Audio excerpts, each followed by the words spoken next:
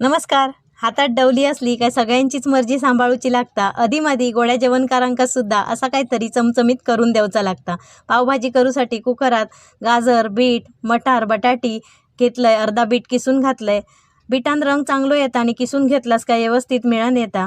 तुमका आवडतीत ते तुम्ही भाजी घेवा. भाजी बुडती तितक्या पाणी घालायचा. वायच मीठ, हळद, हिंग घालून कुकरचा झाकण लावून 5 शिट्ये करून घ्यायचे. कुकर थंड झाल्यावर भाजी चांगले रगडून घेतलंय. नंतर गॅसवर कढई ठेवून त्याच्यात तेल आणि बटर घातलंय. बटर वितळल्यावर वाईट जिरा घातलंय. जिरा चांगला फुलल्यावर बारीक चिरलेलो कांदो नरम होईसो परतून घेतलंय.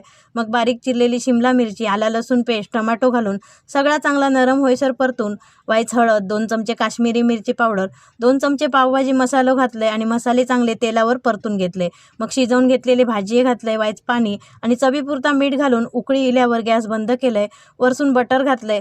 तव्यावर बटर घालून पाव शेकवून घेतलंय. मस्तपैकी चमचमीत पावभाजी